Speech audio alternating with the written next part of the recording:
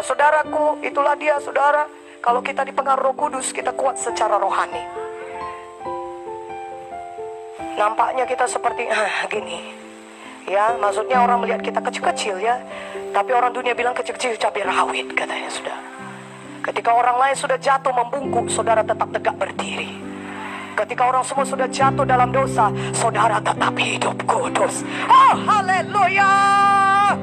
Ketika semua orang di sekeliling saudara membujuk saudara jatuh dalam dosa, saudara tidak terpengaruh. Yang ada adalah pengaruh Roh Kudus di dalam saudara. Kuat secara roh, katakan amin. Yang kelima, pengaruh yang manis dari Roh Kudus untuk kekuatan fisik saudara. Nah saudaraku, kekuatan fisik datang dari latihan badani, kekuatan fisik ya. Datang dari makan, berolahraga dengan baik dan teratur. Tetapi saudara, kita harus menyadari bahwasanya ada kekuatan yang datang dari alam roh untuk fisik kita. Nah saudaraku, Roh Kudus juga memberikan kekuatan fisik yang supernatural. Jadi Roh Kudus dapat memberikan kekuatan fisik kepada saudara. Bukan hanya memberikan kekuatan roh, bukan hanya membuat manusia roh saudara kuat, tapi fisik saudara juga bisa dikuatkannya. Ini sangat luar biasa. Alkitab penuh dengan contoh-contoh dari manusia yang menerima kekuatan supernatural dari alam roh. Ketika saudara berada di bawah pengaruh Roh Kudus, saudara menerima kekuatan dari Tuhan. Saudaraku, itulah sebabnya kenapa saudara tidak merasa capek atau lemah atau sakit ketika saudara melayani di bawah pengurapan.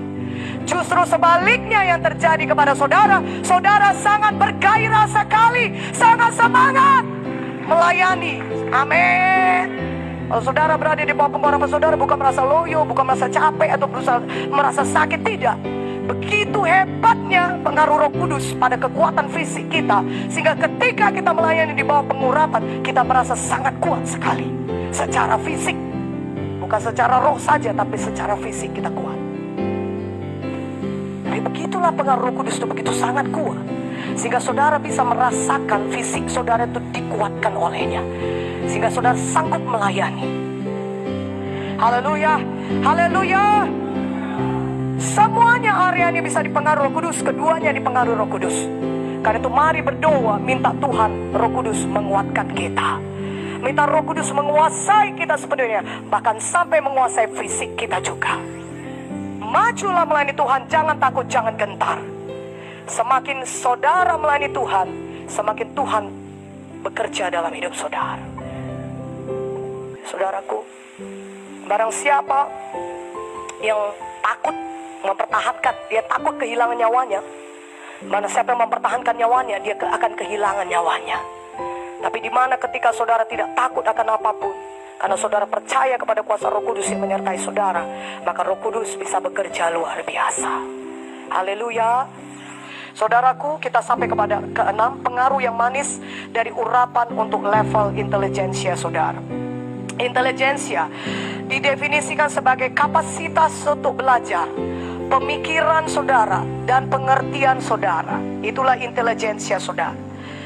Intelijensia juga kecerdasan. Dan intelijensia juga artinya kemampuan untuk menangkap kebenaran-kebenaran dan untuk memegang kebenaran-kebenaran, merangkulnya, memegangnya, mengertinya, dan juga hubungan-hubungan, fakta-fakta, dan pengertian-pengertian. Itulah dia intelijensia.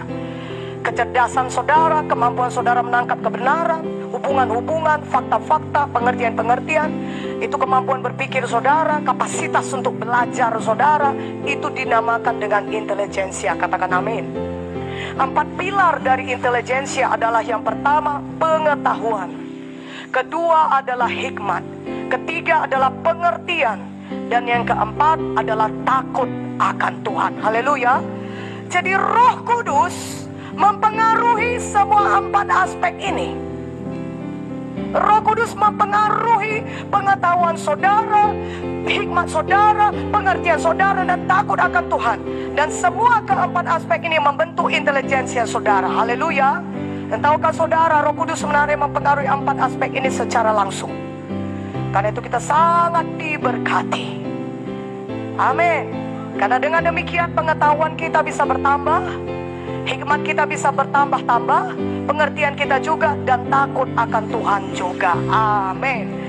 Pengetahuan itu adalah informasi yang saudara butuhkan. Itulah dia pengetahuan. Saudara baca Alkitab, ayat yang saudara baca, firman yang saudara, itu informasi bagi saudara. Katakan amin.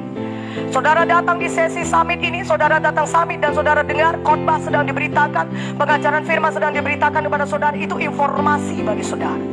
Itulah dia pengetahuan. Katakan amin. Nah, pengetahuan ini terdiri dari fakta-fakta, data dan kebenaran tentang subjek apapun, topik apapun. Dan saudara syukurlah, Roh Kudus adalah sumber pengetahuan. Dan bagian besar dari pengaruh Roh Kudus adalah membuat saudara memiliki pengetahuan. Jadi saudaraku, Tuhan itu justru mau saudara penuh dengan pengetahuan. Saudara limpah dengan pengetahuan.